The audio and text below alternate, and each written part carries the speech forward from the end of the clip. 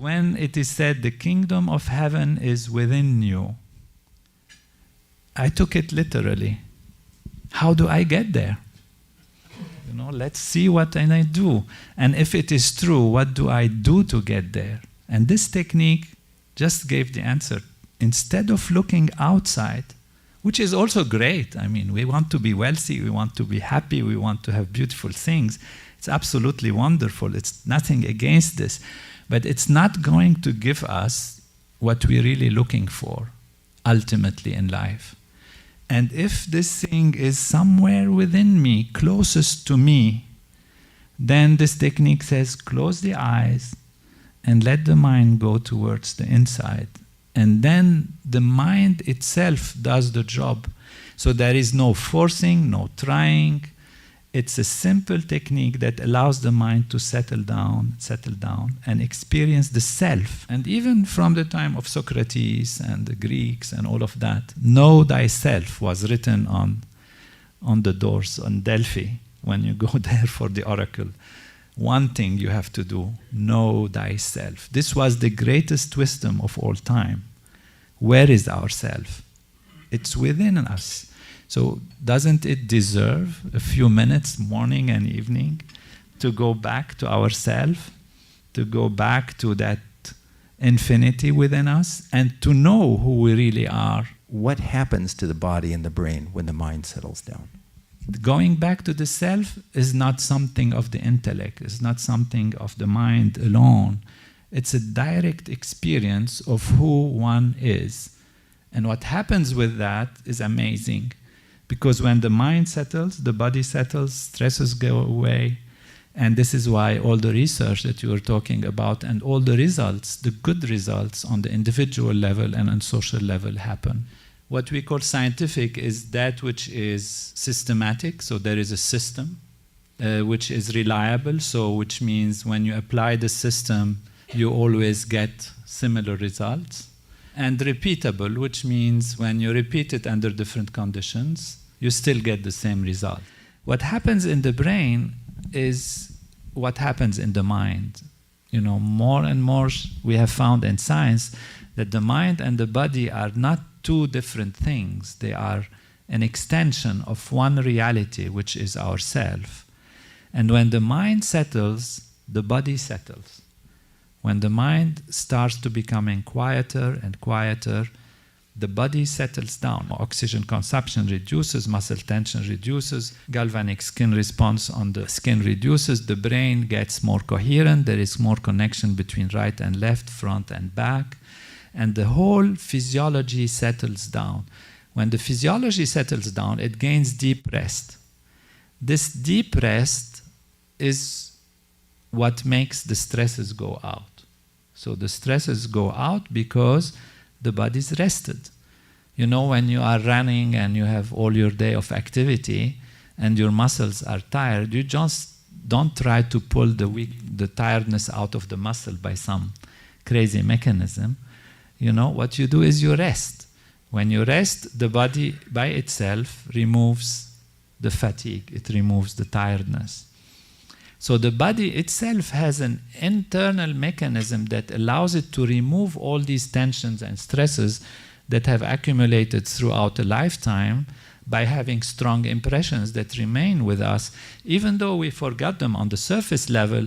But all these experiences that can be stressful, that can be damaging to the feeling, that can be hurtful, they remain in us. And that's what actually makes us age, that's what makes us, lose neurons, lose body effectiveness, and all of that is because of this accumulation of this wear and tear throughout the years.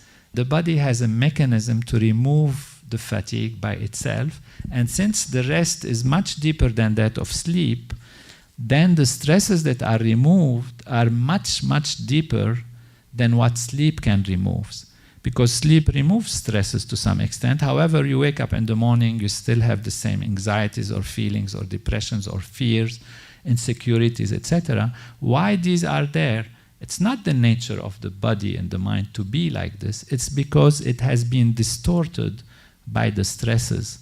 So what you need is a deeper rest. And this deeper rest automatically will readjust the physiology. So what's different in this technique is that first it is not based on believing in it. It's not based on a philosophy as such, but a deep understanding, of course. And the technology itself is extremely simple. The children can do it and adults can do it, people of different races, different traditions, different belief systems, and they all get the same result. So that's why we call it a technology, and that's why we call it scientific. This is one thing which is different between this technique and others, though we don't like to compare, but every technique has its value. But most techniques of the mind try to manipulate. So think of your breathing, think of your environment. So what you're doing is you're asking the intellect, the mind, the intellect, to focus on something, to think of something, to do something, even though more settled and more quiet. In this technique, we don't ask the mind to focus or concentrate or anything. We just allow the mind to take its own course, which is a systematic course of going inwards and settling down. So this technique is neither hypnosis, nor psychiatry, nor nothing. We usually take an example. You know, if you have a honeybee buzzing around, and it'll be buzzing, and suddenly it gets quiet. When does it get quiet? When it finds the nectar. It's attracted and it settles down. The mind is like this, is buzzing, searching. We're always searching for more, always. What is the nature of the mind? We ask ourselves, what is something we all want? We want more happiness, we want more love, we want more creativity, we want more knowledge, we want more wealth, we want more joy. This is the nature of the mind. We can't say it's not. You know, if you're reading a book and it's interesting but not so interesting, and suddenly a music starts somewhere, you, without any effort, your mind jumps to the music. Your eyes as if are reading the book, but your mind is going for what is more pleasing. That is the nature of life, to go for more. And this technique has one simple paradigm, one simple equation. Go towards what is more than the most. Transcendental meditation has been shown to integrate front and back, right and left, and open up the reserves of the brain and create a more holistic experience that really allows the inner feeling to be a feeling of joy and happiness, while on the outside it has shown that people are more productive, more creative. Because one of the things that happens, people think, okay, if I'm happy inside, why would I be then acting on the outside? Why would I be doing things? And what is interesting in this program is that it allows the mind to be really settled, to be established in oneself, to be anchored in one's own deep being, to be happy, and yet it motivates for greater achievement on the outside. So that's why it's one saying we used to say is 200% of life is what we want. We want 100% inner, but we also want 100% outer, and there is no contradiction. To the contrary, we can enjoy the outer much more when we are stable within, inside. Whereas the outer can own us and, you know, make us its slave, if you like, if we are not anchored in ourselves. So go back to yourself, know thyself, know that kingdom, that heavenly kingdom within, and all else will be added onto you. And the mind, we can say, is like an ocean, active on its surface and more settled in its depths. A thought is like a bubble coming from the depths of the ocean. Because it's high pressure and very settled there, the bubble is very tiny, and that bubble goes up and becomes bigger and bigger and bigger. When it reaches the surface, we are aware, oh, this is a thought. But what is the origin of our creativity, of our thinking, of our planning? It comes from somewhere from within, and that is the depths of the ocean. But the mind is searching. Now give the mind that settled experience, that honey, that nectar, and the mind settles down. So we don't force the mind. It's a simple technique. By the way, I wanted to define just the term transcendental. To transcend means to go beyond. And when we said the mind is like an ocean, on the surface it's active and in its depth it's quiet. Really what happens is as the mind settles down through this technique, it reaches the point where you have no thoughts, you have completely settled mind, and yet you are awake. This we call transcendental state. So beyond all activities of the mind, so you transcend actually even the mind activity into the self, into that bottom of the ocean. And that happens completely naturally. So that's where the word transcendental comes from, to transcend, to go beyond. To go beyond what? To go beyond even the faintest impulse of thought to the level of pure consciousness. Now, if we can get there, we go to the source of all creativity, the source of all intelligence, and even to that state of pure being, which we said is a state of the self, pure being. Now, the problem is when you start going down into the ocean of the mind and it starts settling down, the tendency is to fall asleep. Because that's what happens when we settle down, we fall asleep. And when you fall asleep, you stop, therefore, at a certain level. Sleep is very rejuvenating. But deeper than that, you don't usually go. So there is a trick that we use. The trick is a sound which has no meaning. It's called a mantra. That's how these techniques are.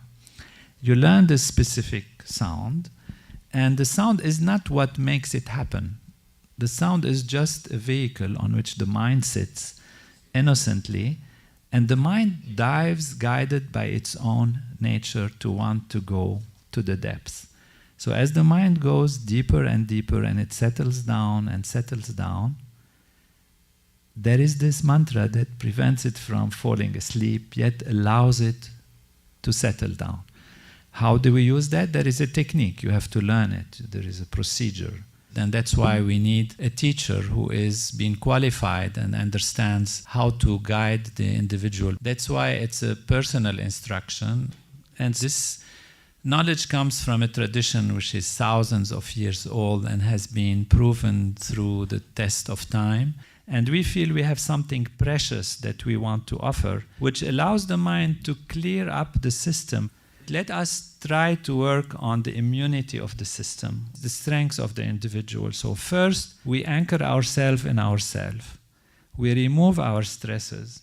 We clean up our system from whatever it has that has been accumulated on it.